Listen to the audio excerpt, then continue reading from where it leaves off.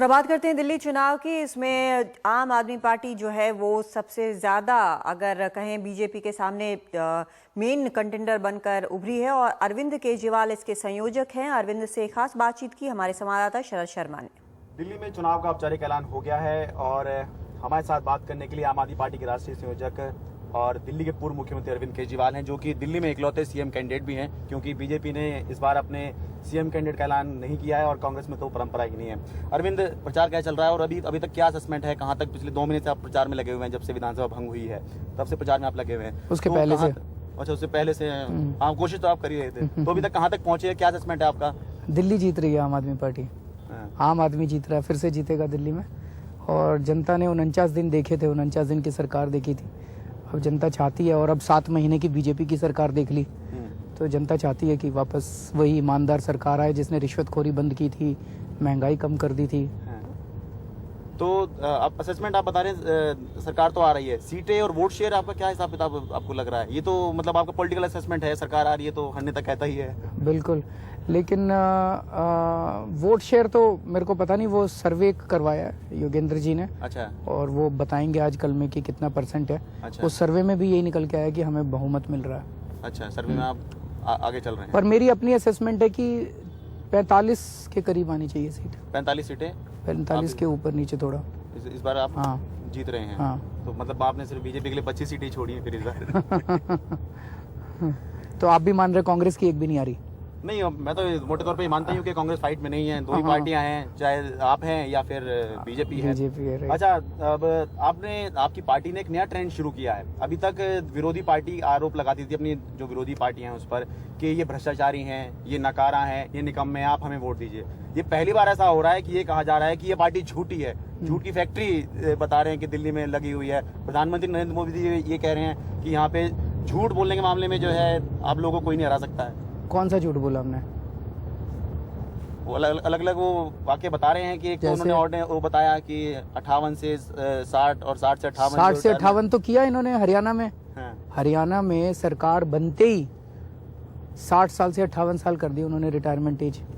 और पूरे central government में ऐसा, मैं तो सेंट्रल गवर्नमेंट ऑफिसर्स को कईयों को सब लोग जानते हैं कि ऑर्डर बना के तैयार रख रखा है इन्होंने। दिल्ली सरकार के लिए भी और केंद्र सरकार के लिए भी 60 साल से 58 साल करने जा रहे हैं। और ऐसी आपने जो है वैट का जो होर्डिंग लगाया उसके ऊपर दिल्ली बीजेपी ने ऐतराज किया कि 151 रेड हुई हैं, और उसके बाद आपने पूरे दिल्ली भर में ये कह दिया कि वैट की एक भी रेड नहीं हुई। हाँ। अमित शाह यही उस दिन कह रहे थे। हाँ। पहली चीज तो आपको नहीं लगता घबराए हुए हैं बुरी तरह से? वो आपका असेसमेंट हो सकता है। आपको क्या लगा? उनके बॉडी लैंग्वेज, उनके उससे नहीं लगता वो बुरी तरह से घबरा? मतलब केवल मेरे को ये लगा कि उस दिन प्रधानमंत्री जी आए, अमित शाह जी आए, इतने बड़े बड़े लोग आए, उनको थोड़ा सा दिल्ली के बारे में बात करनी चाहिए थी कि दिल्ली को कैसे सुधारेंगे। दिल्ली में महंगाई बहुत हो गई है, महिलाओं की सुरक्षा में कमी आ रही है, उसको कैसे ठीक करेंगे। उसकी बजाय अरविंद केजरीवाल नक्सली है, अरविंद केजरीवाल को जंगल भेज देना चाहिए, अरविंद केजरीवाल मेट्रो में नहीं जाता, मेट्रो में जाता है, 1 बार ही गया था, 2 बार ही गया था। क्या ये कोई शोभा थोड़ी देता है इस किस्म के नेताओं को? जहां तक वैट का आपने बताया, इन्हीं की सरकार है, अपनी सरकार में खुद ही आरटीआई डालते हैं और खुद ही जवाब ले लेते हैं, कहते हैं 151 रेड करी थी। ये तो फिर आप सिस्टम पे सवाल उठा रहे हैं कि सारा सिस्टम इन्हीं के हाथ में है, इनके हाथ में। आरटीआई का रिप्लाई भी झूठा। मैं तो अब ये कह रहा हूँ, एक काम करो, अभी कैमरा को लेके नीचे उतर जाओ और लाइन से सारी दुकानों से पूछते जाओ कि भाई 49 दिनों में रेड हुई थी केजरीवाल के टाइम में? मैं तो अभी नेहरू प्लेस गया था, आपने देखा था, आप भी थे वहां पे। नेहरू प्लेस में वहां की एसोसिएशन वालों ने स्टेज से खड़े होके कहा कि अरविंद जी 27 डिपार्टमेंट्स के इंस्पेक्टर आते हैं हर महीने हमें तंग करने, आपके 49 दिन में एक भी डिपार्टमेंट का एक भी इंस्पेक्टर नहीं आया था। मैं नहीं कह रहा, जनता कह रही है, सारी दिल्ली की जनता कह रही है, वैट डिपार्टमेंट ने किसी ने रेड नहीं मारी, किसी ने तंग नहीं किया 49 दिन में। ये लोग तो खुद ही झूठ मूठ। एक सवाल, एक नाम लगातार उठ रहा है, कुमार विश्वास, जो कि टीम अन्ना के समय से आप लोग के साथ में थे और अभी तक भी साथ में थे, लेकिन प्रचार में वो कहीं नजर नहीं आ रहे हैं कुमार विश्वास। तो उनको लेके अभी तक क्या स्टेटस है? क्या पार्टी के साथ हैं भी या नहीं? क्योंकि लगातार ये भी खबरें आती हैं, जब वो प्रधानमंत्री नरेंद्र मोदी की तारीफ कर देते हैं तो ऐसा लगता है शायद वो बीजेपी ना चले जाएं। उन्होंने कब तारीफ की? उन्होंने कब तारीफ की? अलग अलग मामलों में तारीफ होती रही है, कोई आज की बात नहीं है। तो कल नजर आएंगे आपको? चिंता क्यों करते? आप ही कह रहे हैं कि कल या परसों में नजर आएंगे आपको? कल या परसों में प्रचार करते हुए नजर आएंगे? प्रचार करते हुए नजर आएंगे। अच्छा, फाइनली अब आप ये कह रहे हैं? फाइनली आप लोग ना भिड़ाने में लगे रहते हैं। कुमार विश्वास हुआ करते थे, कुमार विश्वास थे, कुमार हैं, अभी भी हैं। आप चिंता मत करो, नहीं, वो क्योंकि- हमारा सुखी परिवार है, शांति से रहते हैं सारे जने।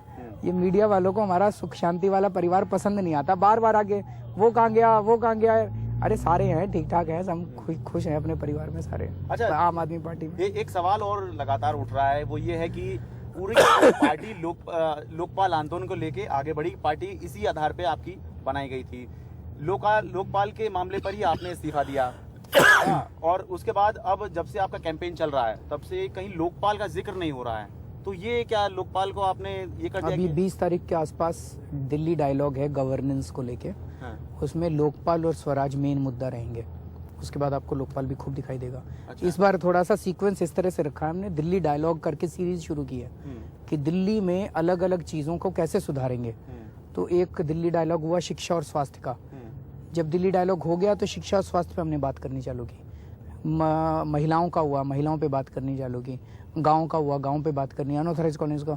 तो जैसे जैसे दिल्ली डायलॉग के मुद्दे निकलते जा रहे हैं जनता के बीच में, वैसे वैसे उनकी बात करते हैं। अच्छा, तो 20 तारीख के आसपास हमारा गवर्नेंस का है। अच्छा, आप ये कह रहे हैं कि आपने सीक्वेंसिंग इस तरह से रखी है कि हम लोगों को ऐसा लग रहा है जो कि सबसे ज्यादा मुद्दे हैं वो चुनाव के ज्यादा नजदीक आ रहे हैं। यानी क्योंकि मैं आपकी जनसभा भी मैंने आपसे बहुत सारी देखी है, तो ऐसा लगता है कि आपने करप्शन का मुद्दा तो नहीं छोड़ा है। आप जो आम आदमी जिस तरह का करप्शन समझता है, जो पुलिस जिस तरह से पैसा वसूल करती है, तो आप उससे ज्यादा कनेक्ट करते हैं, बजाय इसके लोग उनको बताएं कि लोकपाल आएगा और उससे आप करप्शन से निजात पा लेंगे। तो मुझे ऐसा लगता है कहीं आप लोकपाल चिंता मत करो, पब्लिक कनेक्ट नहीं कर पा रही है उससे, आप डायरेक्ट बात कर रहे हैं उससे। नहीं, चिंता मत करो, छोड़ा नहीं है, छोड़ा नहीं है, हम ही कर सकते हैं जी, लोकपाल और कोई नहीं कर सकता। हाँ। तो अभी आप जनसभा कर रहे हैं, दिन में 2 से 3 जनसभाएं, आगे अब फिर प्रचार का क्या तरीका होगा आपका? जनसभाएं चलेंगी और देखते हैं और क्या क्या तरीके हो सकते हैं। अभी क्यों बताएं, वो बीजेपी वाले भी चुरा लेंगे फिर। नहीं, पर आपने जैसे कहा, मैं वापस आना चाहूंगा, जैसे कि आप प्रधानमंत्री नरेंद्र मोदी ने जो कहा आप उस पर कमेंट नहीं कर रहे हैं, तो आपने इसकी स्ट्रेटेजी बदली है पिछली बार, क्योंकि हम देखते थे आपको, आप पहला वर्ड ही ऐसा शुरू करते थे कि अगर मोदी जी आ गए तो ये हो जाएगा, वो हो जाएगा। तो बिल्कुल हमने कभी भी किसी व्यक्ति को टारगेट नहीं किया, कभी नहीं अपनी जिंदगी में, किसी कैंपेन में व्यक्तिगत वार नहीं करते, मुद्दों की बात करते हैं। नहीं, अगर प्रधानमंत्री जी ने मुद्दों की बात की होती मैं जरूर उनका जवाब देता। उन्होंने कहा अरविंद नक्सली है, अरविंद ये, अब मैं काउंटर में ये नहीं कहना चाहता मोदी जी हैं, मोदी मैम, ये हमारी राजनीति नहीं है। मुद्दों की बात करते हैं। हम तो कह रहे हैं कि बीजेपी अपना सीएम कैंडिडेट डिक्लेयर कर दे, कांग्रेस अपना सीएम कैंडिडेट, उसके ऊपर वाद विवाद हो, तीनों बैठ के हम लोग चर्चा करें। तीनों आपके चैनल पे आएंगे एनडीटीवी के, आप जरा बुझा के बोलो भाई अरविंद बुला रहा है एनडीटीवी में आओ। तो ठीक है, इस बात पे डिबेट कर सकते हैं, अगर वो अगली पार्टी नहीं कर रही है। करना चाहिए ना, जनता को पता तो चले कैप्टन कौन है इनका। सिंकिंग शिप है, उसका कोई कैप्टन नहीं है। यही अंतर है ना कि पिछली बार जो है आप ये सीएम कैंडिडेट के लिए बोलते नहीं थे, सिर्फ प्रोजेक्ट किया हुआ था, लेकिन इस बार आप अकेले ही हैं रेस में और कोई है ही नहीं। इस बार उनको करना चाहिए, डिक्लेयर करना चाहिए उनको। अच्छा, एक आखिरी सवाल मैं आपसे पूछूंगा, आपको लगता है कि पॉपुलैरिटी आपकी दिल्ली में है और सारे सर्वेज ये बता रहे हैं कि CM as a CM candidate आप सबसे आगे चल रहे हैं और आपका कोई मुकाबला दूर तक उसमें नहीं दिख रहा है, तो क्या उस पॉपुलैरिटी को आप वोटों में तब्दील कर पाएंगे? सर, मेरे को ये सर्वे में कुछ गड़बड़ नजर आ रही है। अभी तो जनता ये कह रही है कि केजरीवाल सीएम होना चाहिए, लेकिन वोट बीजेपी को देंगे। तो बीजेपी को वोट दे के केजरीवाल को सीएम बनाएगी क्या जनता? ऐसे कैसे हो सकता है, आप खुद ही बताओ। मेरे से जनता भी आके ये पूछती है जी टीवी चैनल वाले क्या दिखा रहे हैं। कह रहे हैं जनता कह रही है, 60% जनता कह रही है केजरीवाल को सीएम होना चाहिए, और फिर वो दिखाते हैं बीजेपी को वोट दे रहे हैं। तो गड़बड़ है। ये जनता बेवकूफ थोड़ी है, जनता को इतनी तो समझ है ना भाई, केजरीवाल को सीएम बनाने के लिए केजरीवाल को ही वोट देना होता है।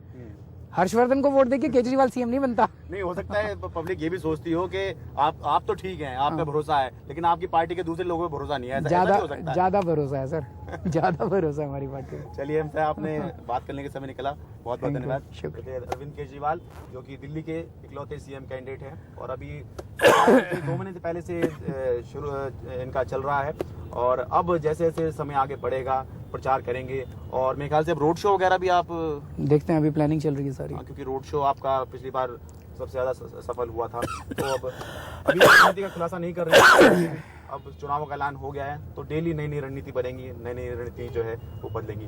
दिल्ली से कैमरा पर्सन पवन कुमार के साथ मैं शरद शर्मा, एनडीटीवी इंडिया।